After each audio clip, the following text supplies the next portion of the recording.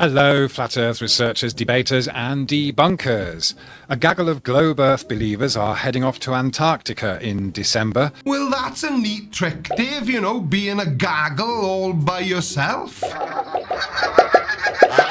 To see if they can observe a 24-hour sun, basically to see the sun doing a circle around them without ever actually setting, and in their minds this is the final experiment. Well, it's going to be pretty final, isn't it? Because even flat earthers agree, or at least most of them do, or at least the honest ones agree, that a 24-hour sun in Antarctica on your flat earth model is completely impossible.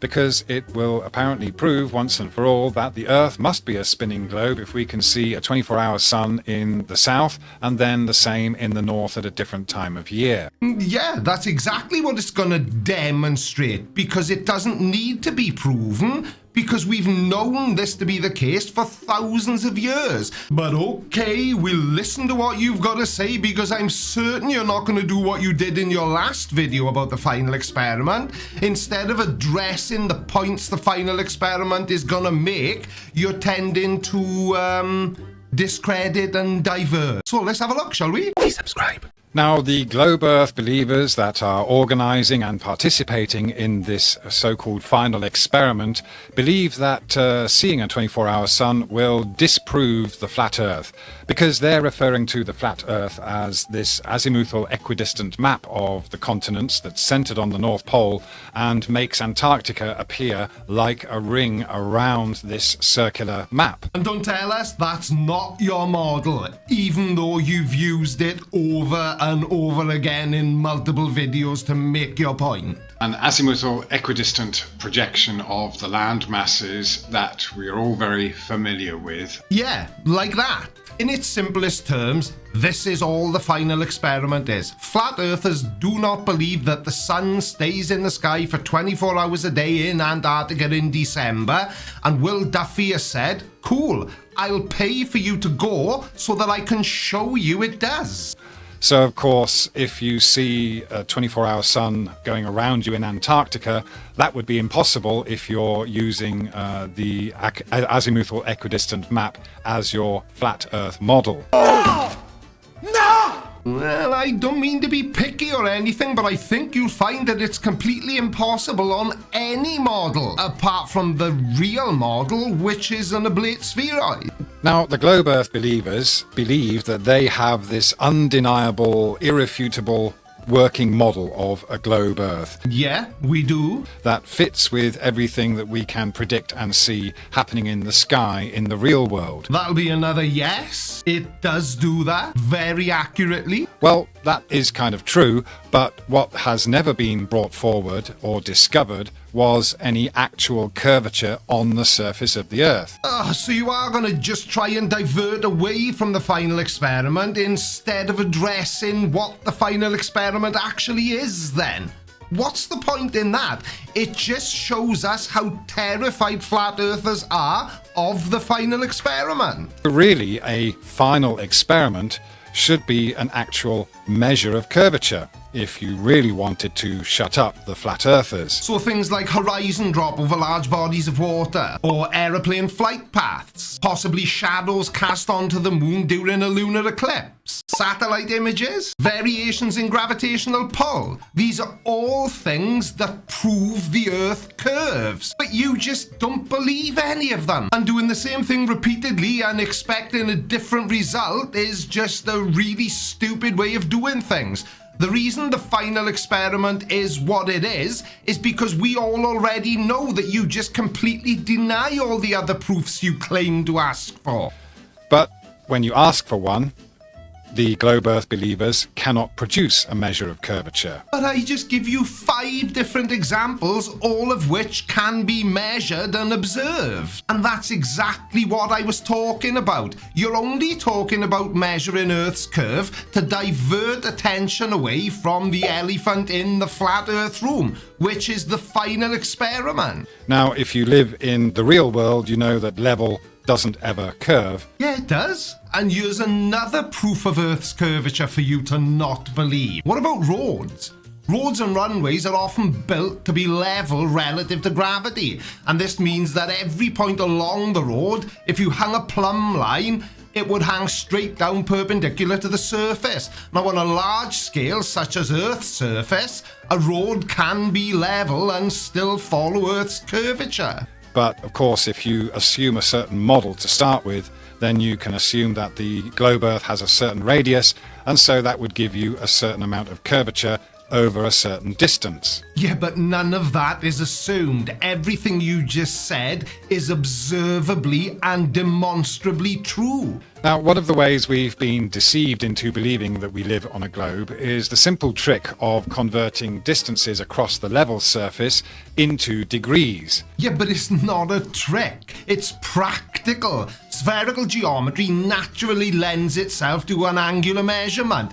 Degrees provide a simple and intuitive way to describe positions on Earth's surface, such as latitude and longitude. So instead of just saying that I've travelled a certain distance and that must translate into a certain number of degrees, let's see if we can actually measure the change in degrees from the start point to the end point of a journey.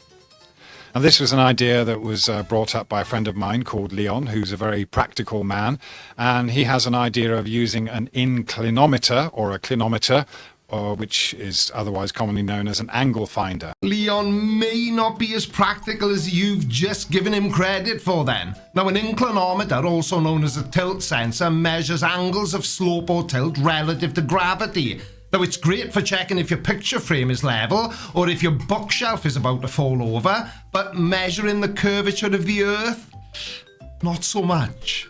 Now, there are digital angle finders available online that have a bubble as well, and they don't cost too much, and you could easily take this on a plane with you to see if there is a difference in the angle from the start point to the destination. Why do I feel like we've seen that before?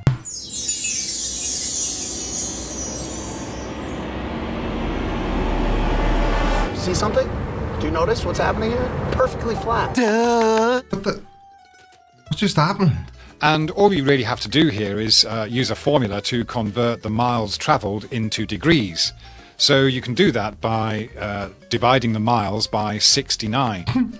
69. No, it's actually 69.17 degrees, but that wouldn't have made me titter like a child. So thanks. And you've lost me, to be honest with you. How is showing how you calculate miles into degrees on a spherical Earth helping you prove that the Earth isn't a sphere? So Leon's idea to actually measure curvature rather than just assuming it is quite a simple one. You take one of these digital inclinometers on an aircraft with you. It's pocket-sized, so it should be quite easy to do. And once you've reached cruising altitude and you're flying straight and level, you then calibrate the inclinometer so that you establish its level. And from then on, you record the changes in degrees seen as the aircraft makes its way to the destination. Planes are not perfectly level at cruising altitude. They're close to level relative to the Earth's curved surface, so sorry, Leon. And even though D. Marble proved years ago that this is a really stupid way to try and prove the Earth is flat, it will not work. And by will not work, I mean it won't prove what you lot seem to think it proves. And this would be a final experiment. And if someone's going to do a final experiment, it certainly should be part of the journey to measure curvature on the way.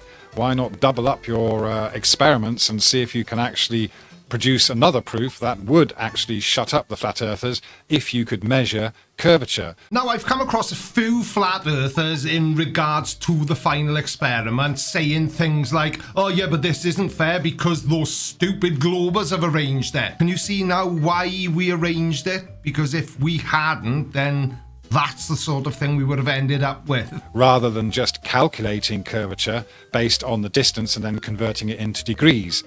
With this particular method, we should actually see a change in the number of degrees. Right, I follow you now. Sorry, my bad, I misunderstood you. So your idea is to not measure Earth's curvature the correct way and to take what is essentially a posh spirit level onto an aeroplane, and that will give you the answers you're looking for. You f***ing prat. Now, let's start with Punta Arenas, which is the departure point to head to the Union Glacier Camp in Antarctica for the final experiment to observe the midnight sun.